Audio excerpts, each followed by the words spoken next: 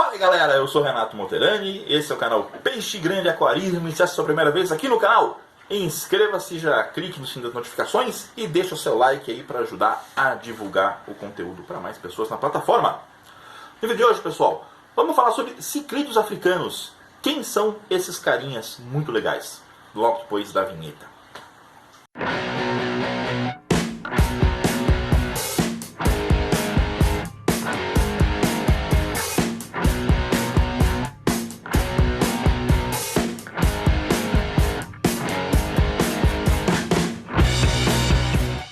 Os ciclídeos são uma família de peixes tropicais distribuídos pela América, pela África e poucas espécies na Ásia. No total aí são mais ou menos 1.700 espécies descritas hoje de ciclídeos pelo mundo.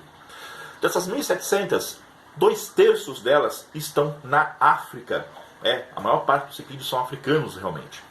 O ciclídeo africano é qualquer ciclídeo que nasce na África. Então, a grosso modo, qualquer tilápia é um ciclídeo africano. A tilápia zebra, a paratilápia polene, são todos ciclídeos africanos. Mas se convencionou a chamar de ciclídeos africanos aquelas espécies que vêm dos 3 grandes lagos que ficam ali na região do Great Rift Valley, que é uma região de uma fenda natural, né, devido ao deslocamento de 2 placas tectônicas. Formou-se um vale muito profundo e nesses vales se formaram alguns lagos. São 3 lagos principais aí, apesar de não serem os únicos. Muitas pessoas acham que só tem os 3 grandes lagos, né, o Lago Vitória, o Tanganica e o Malawi, mas não, existem vários outros lagos menores no entorno aí, nesse mesmo vale.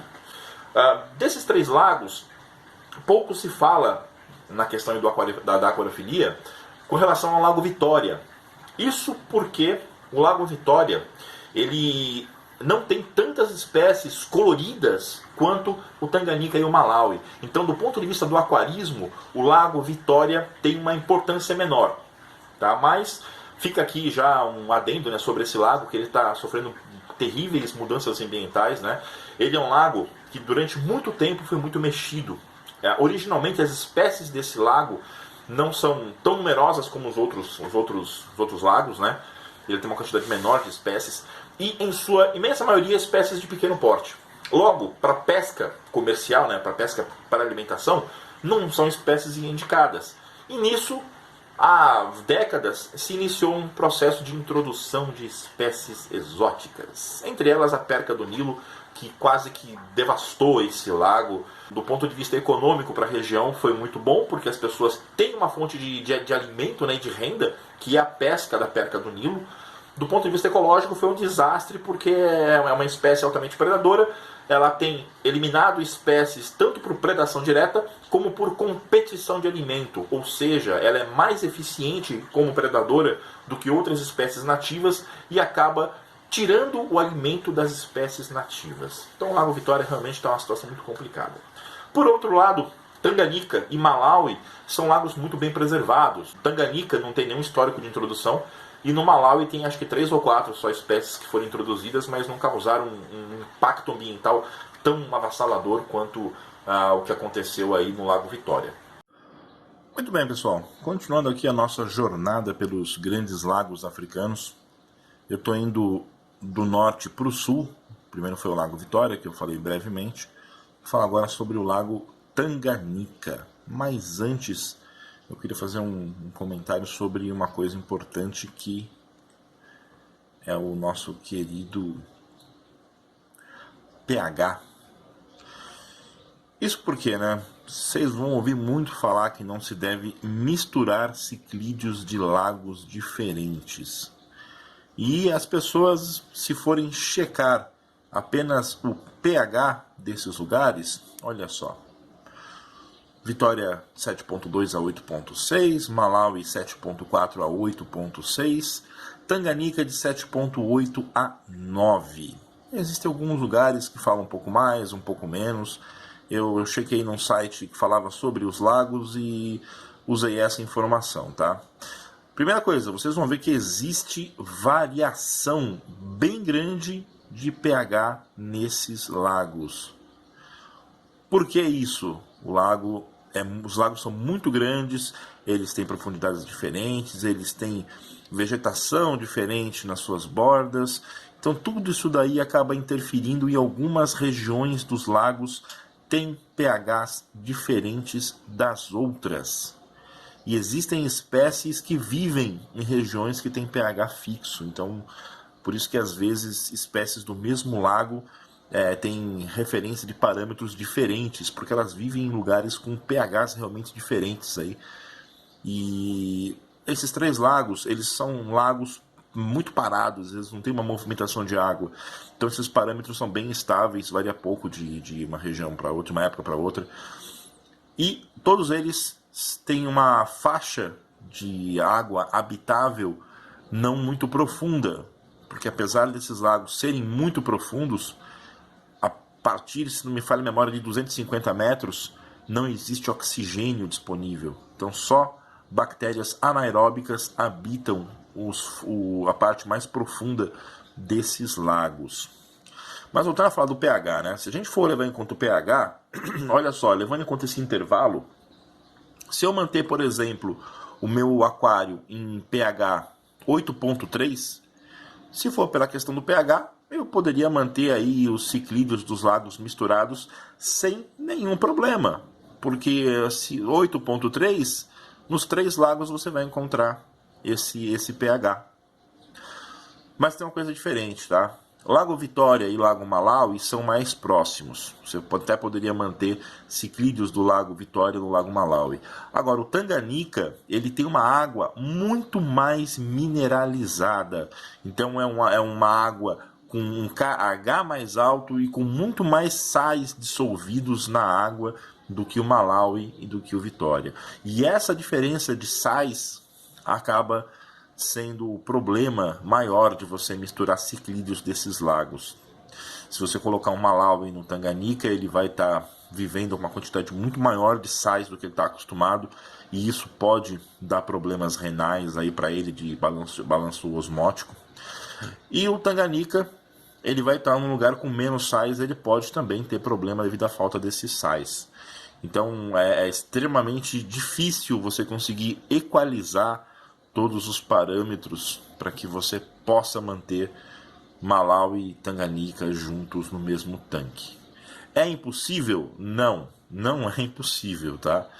Mas é extremamente difícil, então principalmente para quem está começando, vai por lago, que é muito mais tranquilo, tá? Não vai querer misturar porque vocês vão ter dor de cabeça. Dito isso, vamos continuar. Esse aí é o Lago Tanganica visto de cima, né, de satélite. Ele é uma tripa. Vocês vão ver depois aí que Tanganica e Malawi são muito parecidos no formato. Ele tem esse formato comprido, que é exatamente um vale. É uma fenda gigantesca que existe aí, que foi preenchida com água. E ele tem aí 357 espécies de ciclídeos, uma quantidade bem alta. E vocês vão perceber que existe uma diferença de cor entre os ciclídeos do Malawi para o Tanganica. O Malawi tem peixes muito mais coloridos do que no Tanganica. Vamos dar uma olhada aqui como que é o lago por baixo d'água. Olha só, isso aqui é a cara do Lago Tanganica. Muitas rochas e bastante peixe, né?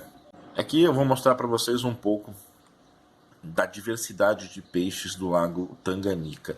Essas espécies que eu coloquei aqui para vocês são as espécies que nós encontramos aqui no mercado de aquariofilia brasileiro, né? Não adianta eu colocar os bichos aí mais raros que a gente dificilmente vai ver por aqui, né? Então essas são as espécies que a gente costuma ver com mais frequência do Tanganica aqui no Brasil. Em sua maioria são peixes de pequeno porte, coisa aí de 15 centímetros, né? Não são bichos muito grandes, mas existem exceções, não é só de peixes de pequeno porte que vive o Tanganica, né? Por exemplo, esse camarada aqui, o Bollinger aerochromis, é um ciclídeo predador de grande porte do Tanganica, chega aí a entre 80 centímetros e 1 metro de comprimento, inclusive disputa com o nosso tucunaré-açu o título de maior ciclídeo do mundo. Tá? É um bicho grande, é predador, né, piscívoro, Ele tem o mesmo comportamento do nosso tucunaré mesmo, tá? A gente até pode chamar de tucunaré do Tanganica. Um bicho muito legal, que infelizmente nunca veio pro Brasil, né? Olha só. Esse camarada, esse bagrinho aqui é um tanto quanto raro, mas a gente pode chamá-lo de jaú do Tanganica. Tanto em tamanho como em cara, ele lembra, né, o nosso jaú aqui, e é endêmico do Lago Tanganica. Eita, chegou perca do Nilo também no Tanganica? Não, não chegou não. Essa é uma perca do Lago Tanganica. Ela já existe, ela é uma espécie realmente que vive no Lago Tanganica. Isso é para vocês verem, né, que o problema não é existir um predador de grande porte num lugar. O problema é quando o lugar ele evolui sem um predador de grande porte e aí esse predador é colocado, né? Você não tem um ambiente preparado para receber aquele animal. Você não tem predadores que poderiam ajudar a controlar a sua população, e os próprios peixes de lá não estão acostumados com esse tipo de bicho, eles vão ter dificuldade de fugir, de competir com ele. Então no Tanganica existe uma perca muito parecida com a perca do Nilo, que inclusive é gênero Lattes também, e lá ela vive, né, faz parte da fauna do lago. E aqui o nosso querido Frontosa, né, um dos ciclídeos mais icônicos, talvez é um dos símbolos do Lago Tanganica, é também um peixe de grande porte, é um predador também, ele se alimenta na natureza de ostras, caramujos e pequenos peixes. E esse peixe, ele tem uma diferença de acordo com a região do lago onde ele habita.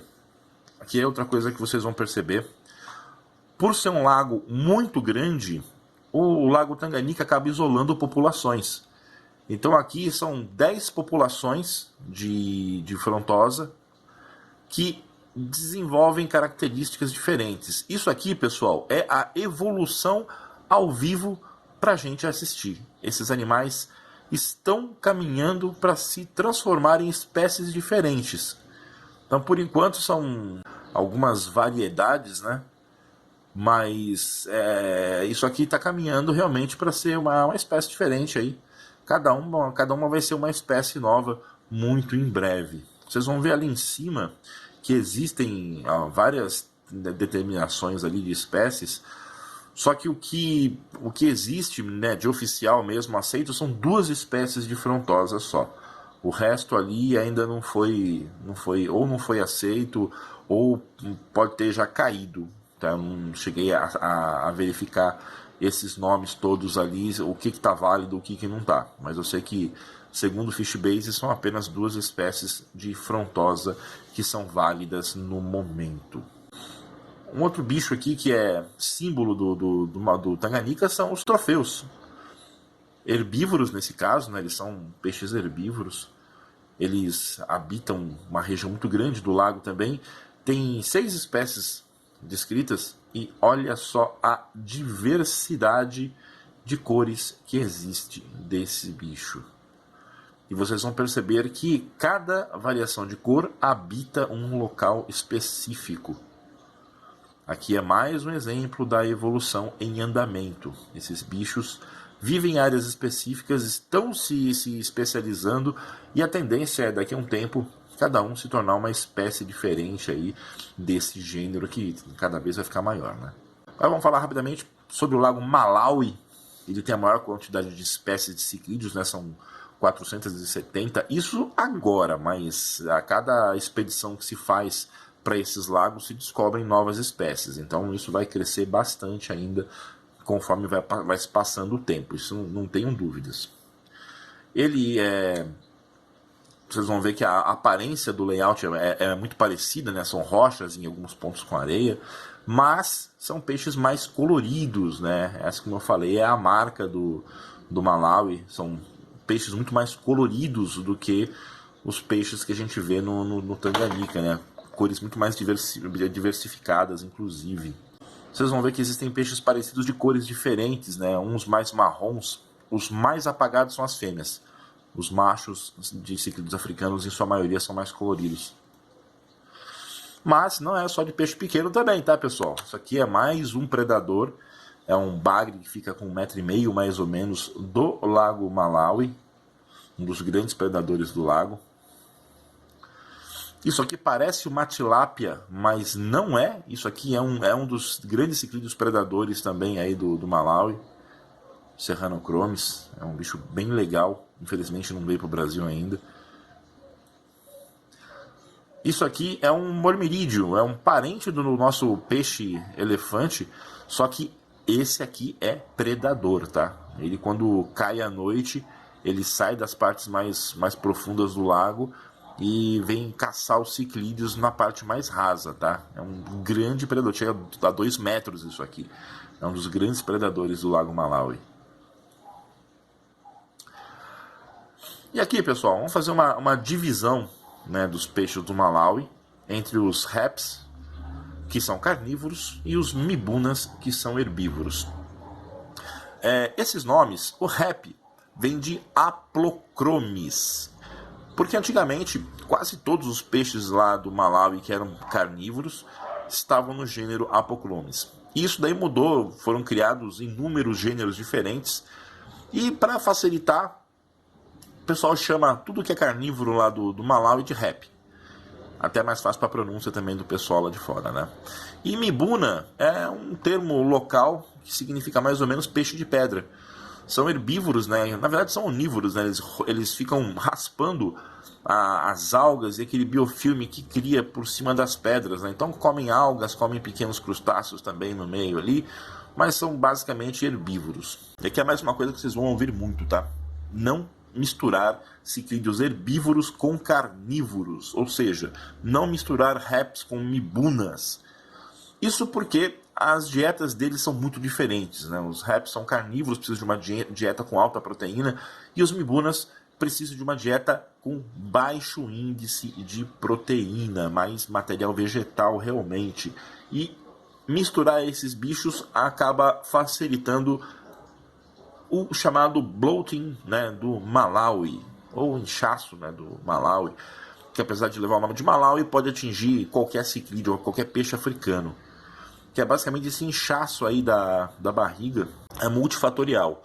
Pode ser qualidade de água, pode ser alimentação incorreta, então você misturar mibuna com raps, os mibunas podem começar a comer muita proteína e você vai ter esse problema. Ou o inverso, um rap comer uma ração com muito material vegetal também pode causar esse problema nele. Então, uma das formas de você evitar essa doença é manter os tipos de peixes separados, né? Carnívoro com carnívoro, herbívoro com herbívoro. Aqui um exemplo para vocês de um aquário de raps, né? Todos esses peixes aqui são carnívoros.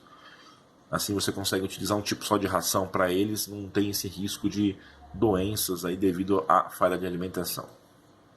E aqui é um aquário de mibunas. Então vocês vão ver que é um aquário também muito bonito, né? Muito colorido.